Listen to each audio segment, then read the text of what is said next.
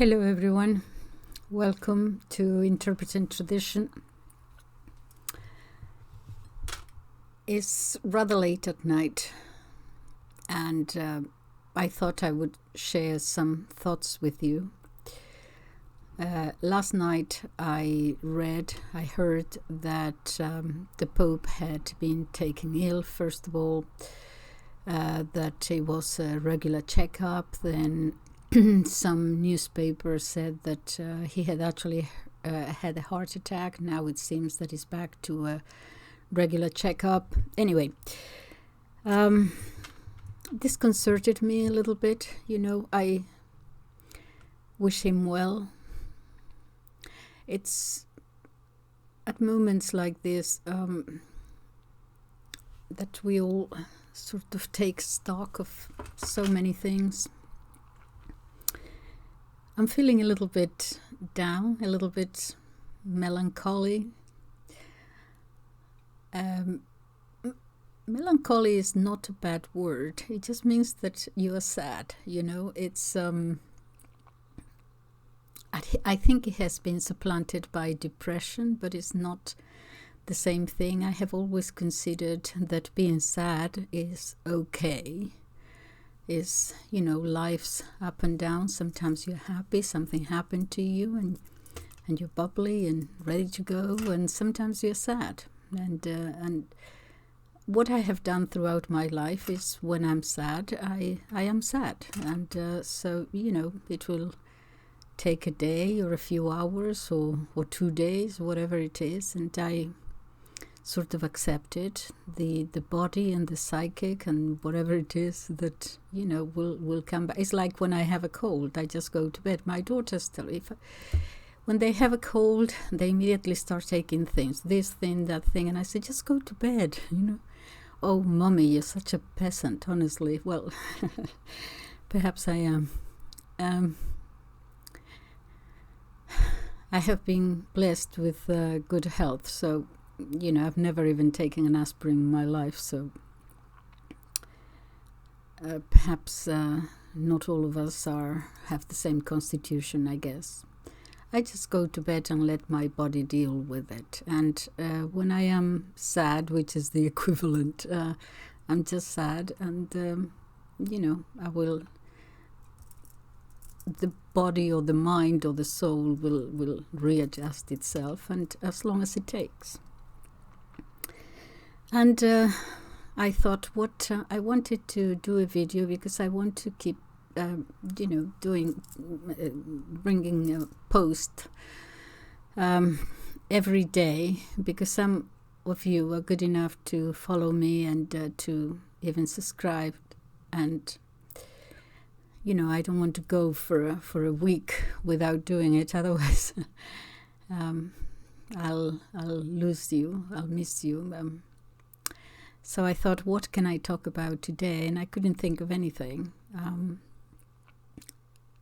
So the best thing when you have nothing to say is to keep quiet. But sometimes I also feel that why not share, your sadness, or you're feeling down, whatever. And then I thought, well, perhaps I can go back.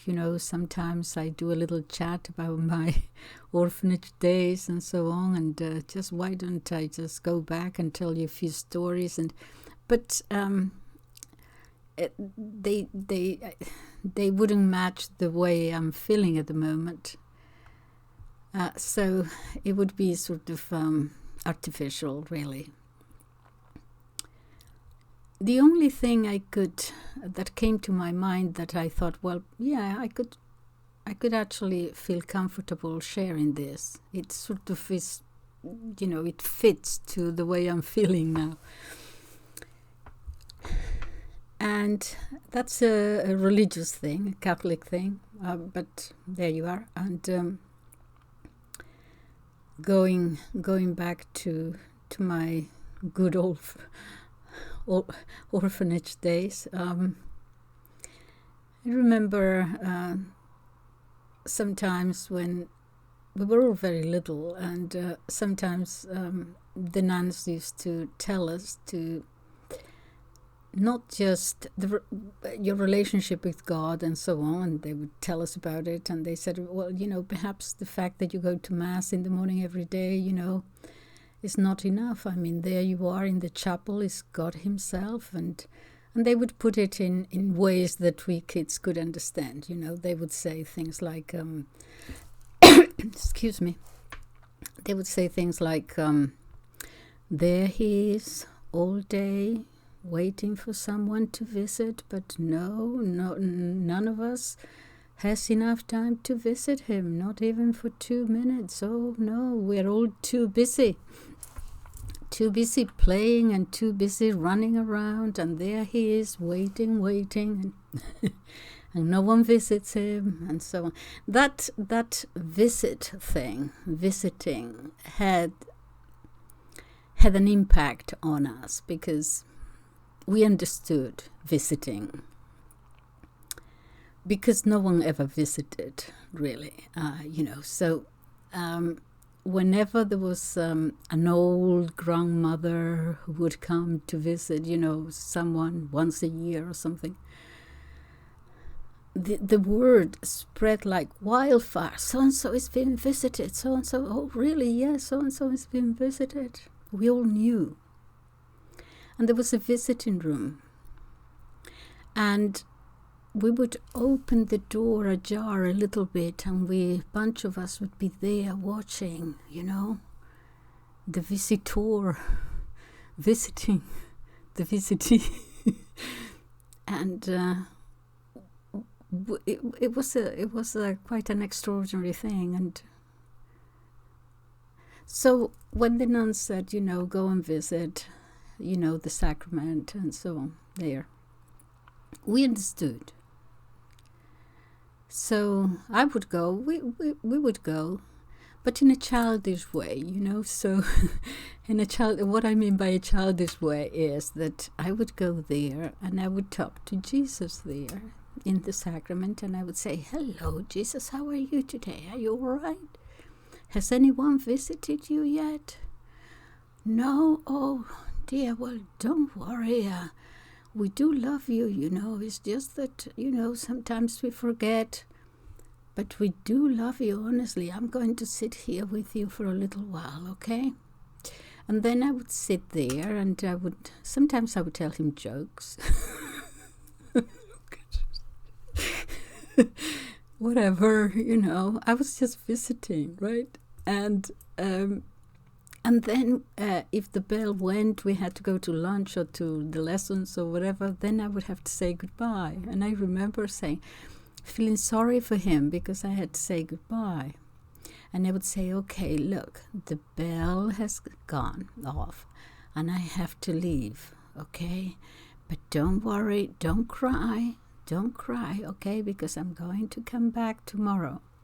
So I would get up and I would start walking and say, look, I'm walking to the door now, all right? So I am leaving, but don't cry, don't cry. Oh dear. Sometimes I think that throughout my life, in the good things that I've experienced, the good and the bad, really, that I'm living off the interest of my investment when I was little. Oh dear.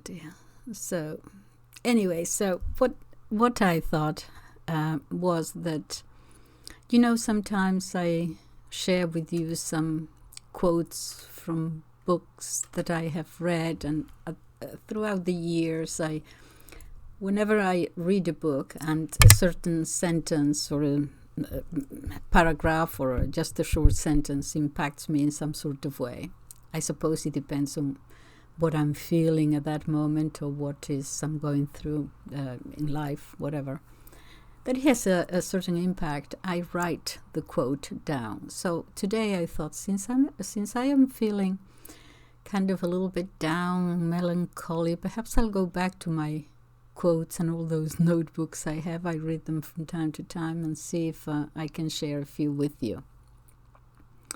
But they have to be according to how I'm feeling now, sort of why am I feeling this way? Well, because talking about the Pope, he's 86 or 87, something like that. And I'm in my 70s, and you all know, those of you of my generation or my age, whatever. Gosh, I don't want this to sound like a requiem or anything. But you know that, you're aware that, the time is coming, kind of thing, that it won't be long, You don't know when it's going to happen, when it's not going to happen, in what way it will happen, but it's not all that far. You also have an idea. You also, I think you probably feel this way, those of you,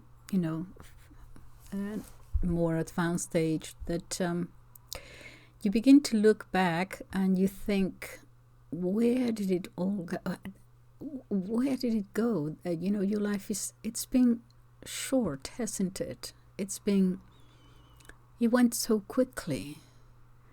How can it possibly be that I am in my 70s? I don't feel it, but I am. And it went so quickly. If you're young, perhaps it's difficult for you to understand, but think of Christmas. When you were little, it was like a lifetime from Christmas to Christmas. And as you grow older, even if you're in your 20s or 30s, it just doesn't seem that long from Christmas to Christmas, And when you are in your 40s, it's kind of short. My goodness, we're already in April. Well, when you are in your 70s, it's like, what? The 70s were yesterday. It seems that way. It's in the same way. So you think about the... I don't really have very many regrets. I am aware that sometimes I lost opportunities. I went in this direction and not in the other. Of course, you don't know at the time. You just make the best decision that you can. But now looking back, of course, you see that was the wrong decision then. I should have done that. But that's... I don't have the regret, the sorrow, the anguish, because you did the best you could at that particular time. Yeah, but it's gone very, very quickly. I guess my thoughts are at the moment influenced by, the fact that the Pope is 87 and he's in hospital, whether he had a heart attack or not. Well, apparently he's not in very good health. I think he's. I heard yesterday that he has this dialysis thing. Something like that, or his respiratory system doesn't function quite well, and so on. Anyway, I'm just talking all over the place. Let me share. I chose a few. This is because I have nothing to say today, and so I go back to literature and see what I try to learn. It might make sense to you. I don't know. Okay, this is 2 quotes from Aldous Huxley. He died in the Brave New World writer. He died in the late 60s, I believe. He says, Cicero and Ovid have told us that to literature only could they look for consolation in banishment. But then they speak of consolation for sorrow, not as a source of joy. I don't know whether I agree with that. I actually have gotten quite a lot of joy from literature. He also says, the higher the duties, the keener the pangs of conscience. Have you read Erich Fromm? He wrote a lot. The Art of Loving in 1952. He says, immature love says, I love you because I need you. Mature love says, I need you because I love you. Isn't that lovely? He says, another quote from him,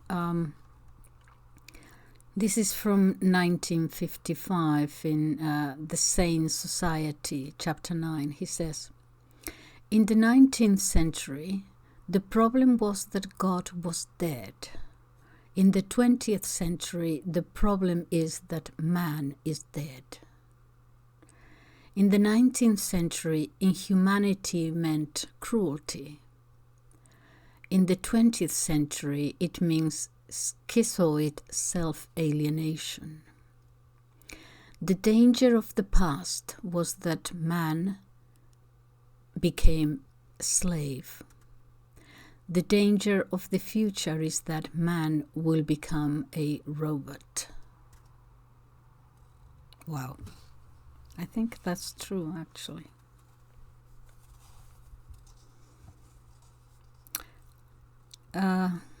This is from a French writer, Clary de Florian, from 1755 to 1794. He says, love's pleasure lasts but for a moment. Love's sorrows last all through life. He wrote that in 1784, Celestine.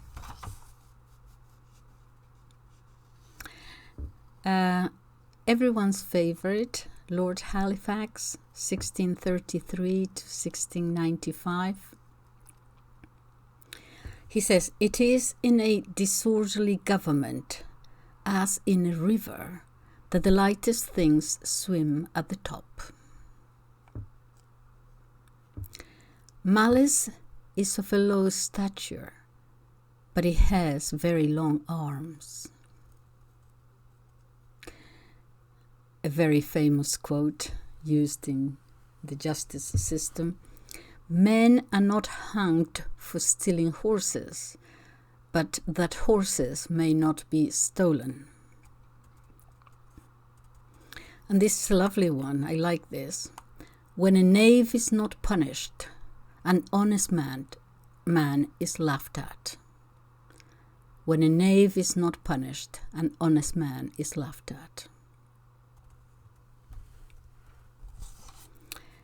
Okay, I have some Dostoevsky. Maybe it is just all talk. After all, we all talk and talk, mostly just to hear ourselves rattle on, which is what I'm doing at the moment. Those who know how to talk, talk briefly. I thought I would say nothing, but to say nothing is a great talent, and therefore unsuitable to me.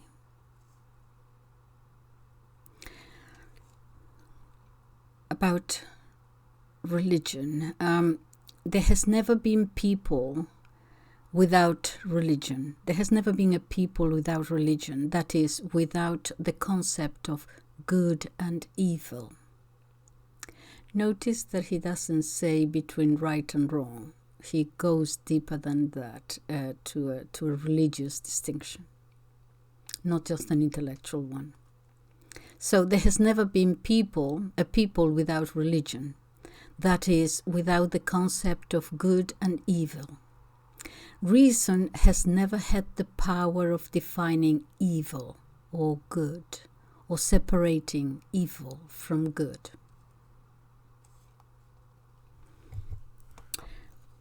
So much wealth and so little joy.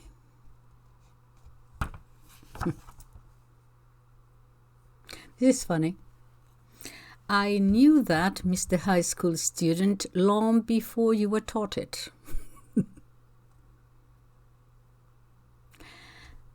About the good old Russian peasants who are religious and the intellectuals who tend not to be. He says, they were flogged. the Russian peasants. But they stood up for their gods. And he, the intellectual, didn't stand up for his.